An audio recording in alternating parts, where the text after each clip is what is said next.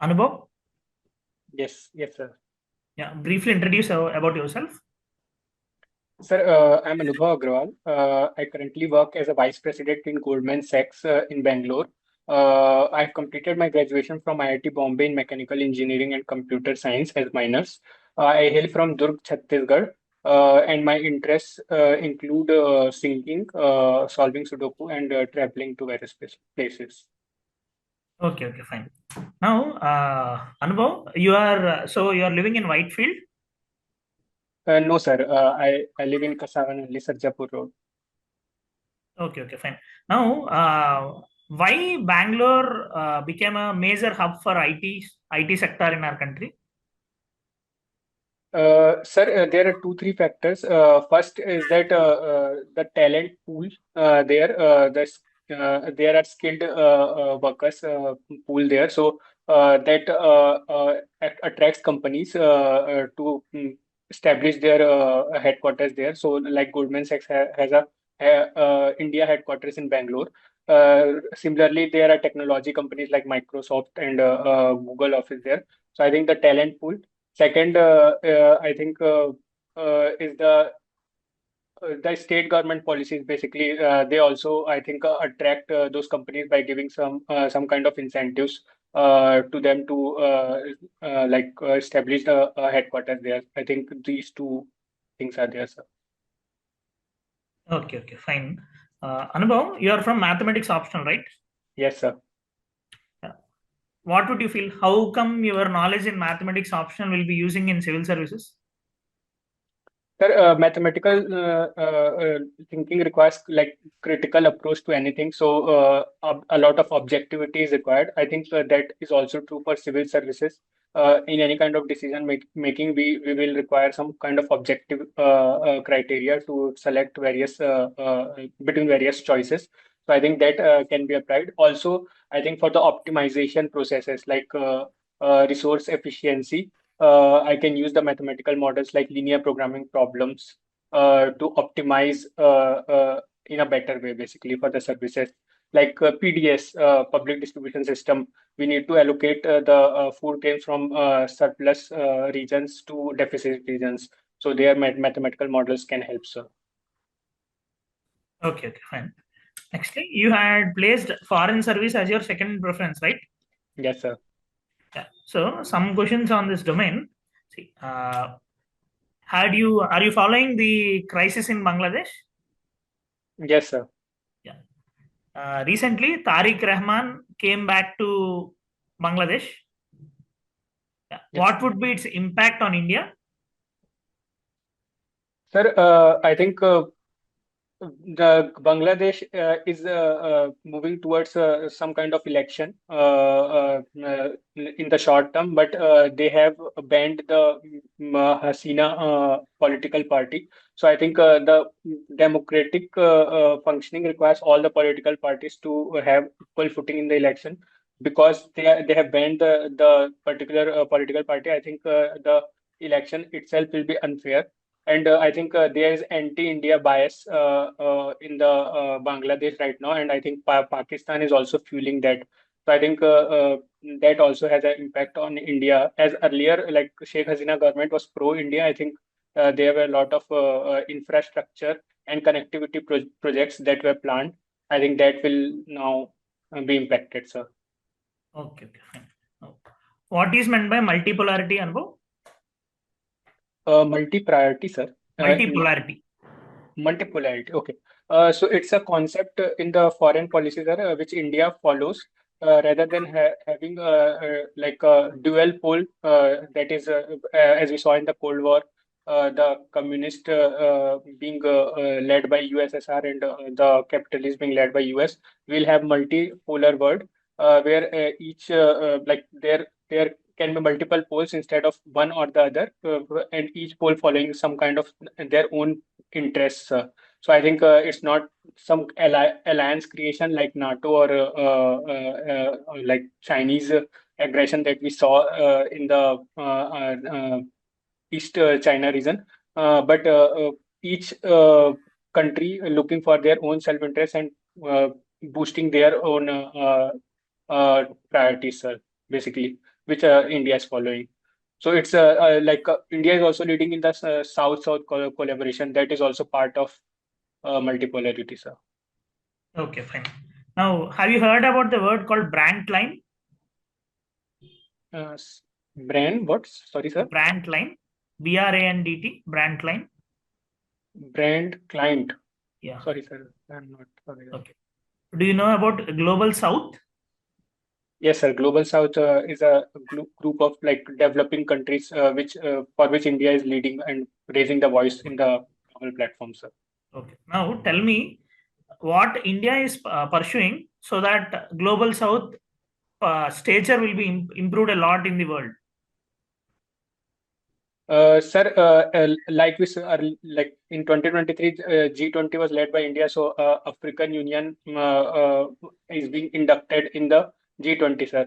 So first is increasing the representation of underrepresented countries like African and Latin American regions, which India is pursuing, sir. And then there is reforms that is being raised, like that India wants to be raised in the UN SC as well as other global platforms, sir. So I think for the veto power, I think there is some kind of resistance happening, and also for the permanent seat in the UNSC, I think other regions need to be represented, like Latin America, Africa, and Asia are underrepresented there. So I think these things are being pursued by India, sir, for that. Okay. Yeah. Last question from my side, Anubhav. Yes, sir. I hope you are following Aravali controversy around Aravali mining and all. Why? Yes, What is sir. the reason? What would be the impact if mining in Aravali should have been promoted? Sir, recent controversy regarding the definition of Aravali, which the current definition of 3-degree slope has been removed, and I think 100-meter elevation from the local relief is being pursued, which reduces the extent of Aravali and increases the extent of mining that can be allowed.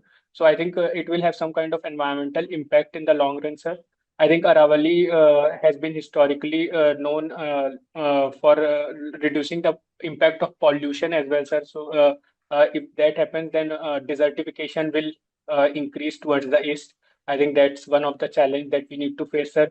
And then there will be deforestation impact on the local weather patterns that we can see, sir, because of these things.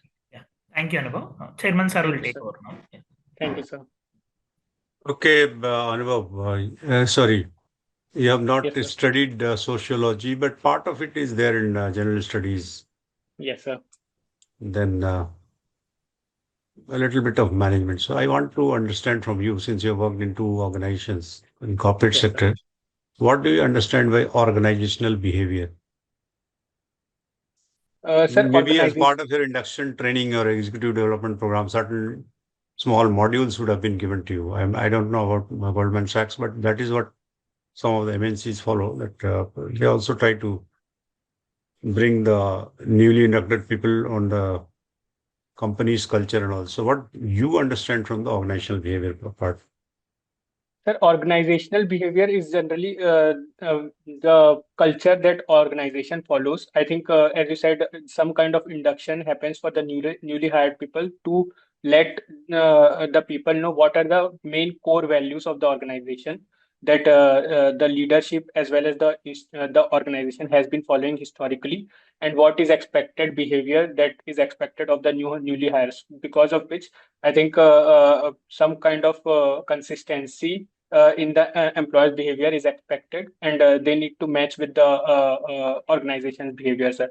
So this can happen in one way or the other. First is the induction training, and the other is by keeping people by observing people, sir. So the leaders, the peers, I think by observing those people as well, I think this kind of organizational behavior change can happen, sir. How do rumors spread in an organization? There is a formal communication, and there are informal systems of. So, you have worked in two organizations. So, how do rumors spread? Any observations on that? The rumors are like living instruments that thrive by people communicating. So it can happen informally or formally, sir. But generally, rumors thrive on informal communication, like lunch conversation or any kind of peer-to-peer conversation that happens in the organization, which allows the rumors to spread. I think the origin message of the rumor also gets vanished. Like people are not able to find out who created the rumor because it multiplies so fast and spreads. And it is like some kind of interesting topic basically, so that people generally spread it instead of keeping it to themselves, sir. So I think this is the way rumor spreads. You come from a kind of a steel town of India. You are from Durg. Yes, sir. Bhilai is it almost twin city. I've Yes, not sir. been to these two places. Yes, sir. Yes, sir. Yes, Bhilai is a part of Durg, sir. It's a township, industrial township. So go back a little in history, how these steel townships came about Sir, in after late independence, 50s. Sir, after independence, we created some 5-year plan. So first 5-year plan was regarding the agriculture and all. The second 5-year plan focused on basic industries. Nehru Mahal Nobis plan was the name. So they created these steel plants like Bhilai steel plant with the help of USSR, sir, Soviet Union, taking the technology from there and like uh, locally seeing whether we need to have these steel plants in the mineral rich region, which I think Chhattisgarh is there. So I think the because it's a weight losing industry, I think it makes sense to have the steel plant here, sir. So this is what that happened in the 1950s, sir. And which other cities come to your mind during that phase, which also Sir, emerged as steel cities? Rourkela, Bokaro, uh, Durgapur, I think. Durgapur scale was smaller, but the other two, Yeah. the capacity wise, Bokaro and Rourkela are bigger. Yeah. Yes, sir. Yes, sir. So currently we have abandoned planning commission, but we now have an institution called Niti Aayog. Yes, sir. What are the advantages and disadvantages of replacement of planning commission with Niti Aayog? Sir, first advantage is the federal part has increased, so states are also part of Niti Aayog while they are not part of planning commission. So it was like top-down approach instead of collaboration between the center and states. So first is that, sir. I think second is the think tank part of the Niti Aayog that was missing in the planning commission, sir. So that will help us like increase the R&D on the in the planning, sir. Uh, and the drawback, sir, I think delayed decision making, sir, because we need to build consensus between states and center for any kind of decision. But although it will take some time, it will be stronger decisions, sir, because we will be collaborating. India is a federal country. Yes, You sir. agree with this statement? It consists of a number of states, and that is Yes, how sir. we are a union of states. Yes, sir. So why different states enter into disputes, and what are the mechanisms through which these interstate disputes can be resolved, or at least are attempted to be resolved? Sir, states follow their own political aspirations, sir. So there can happen that there is some kind of friction between state, as we see between Maharashtra and Karnataka, and then there are interstate rivers also. So the water sharing can also have some kind of dispute, sir. So like Mahanadi dispute is there between Chhattisgarh and Odisha, sir. So the resource distribution and some historical cities are there. So it's like Chandigarh distribute is for between Punjab and Haryana, sir. For the mechanisms that are there, sir, there is a mechanism called Interstate Council, which can be created under Article 263, where states can discuss these things, and then there can be a river dispute panels as well, sir. So that is created ad hoc for any kind of dispute between interstate rivers, sir. And then and like obviously Supreme Court and High Court can also intervene in any kind of dispute, sir, if any state goes to them, sir. So I think these mechanisms are there, sir. Okay. So let me ask you another question about Yes, sir. the different states of the Indian Union. Like, Yes, sir. what percentage of their budget they are dependent on uh, grants or aid from the union government, and what percentage of their own resources have to be mobilized for each year's budget? Roughly an idea. Sir, I think dominant part is given by center in terms of tax devolution. I'm not sure of the exact number, sir, but I think it should be around 60-70%. Uh, You have to, sir, you like should then read about Finance Commission. It's about 40, I think last Financial Commission recommended about 42 and 41%. The entire money which goes to a central government kitty, out of that 41 or 42% flows back to the states. that I know, sir. I'm saying that for any state, if 100 is the amount, then how much is the center giving and how much is mobilized internally? So that percentage I'm not aware. That I know, sir, 41-42% is devolved to centers. But in terms of the state's own revenue, how much percentage that is, I am not aware, sir. Try to read a bit. Yes, sir. There is you've heard of PRS. Yes, sir. PRS brings out some good papers available on net. Each state's annual Yes, sir. budget they analyze. So Yes, these sir. kind of outlays. So I will advise you Yes, to study for at least Madhya Pradesh. yes, sir. Like how many thousands or lakhs of crores Yes, of sir. debt.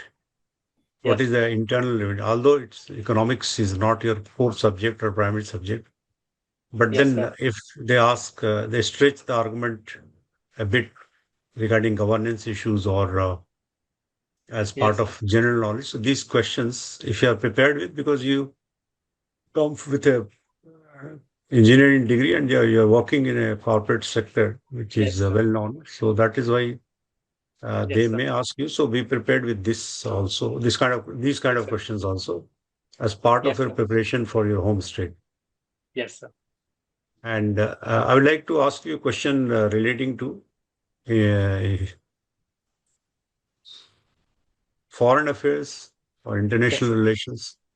Sure, sir. So only yesterday or day before, our Union of rather Minister for External Affairs. Yes, sir.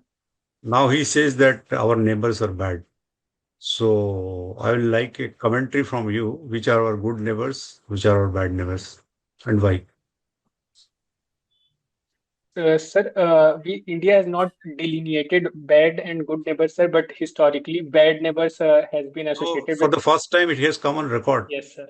Yes, sir. You read, if you have not read it so far, last 1 or 2 days Yes, sir. in some platform, he said he has for the first time defined we are in a bad neighborhood. Earlier, this was a generic phrase. Yes, Now, sir. in some speech, so that's why I'm asking your opinion. Yes, sir. Sir, I think bad neighbors are like Pakistan, which follows the state-sponsored terrorism against India, sir. And then because there is association between Pakistan and Bangladesh, now Bangladesh can also be termed regarded as somewhat of a bad neighbor, sir. Currently, China can be said it's neutral, sir, because we have started communications with China, as we saw in the SCO, and PM Modi also visited China for attending SCO, sir. I think they are both opposed to Trump's tariff policy. But China is also not a very reliable partner of India, sir, as they follow their own aggressive policy, which is there in the Indo-Pacific region. And also the border issues like Arunachal Pradesh border issue is still there, sir. So I think they can be regarded as bad neighbors, sir. Apart from that, I think all of our neighbors are good neighbors. So, as a term, geopolitical interests have also emerged in currency in the last 2, 3 years. Yes, sir. So, would like to ask you a question related to the geopolitics of the world.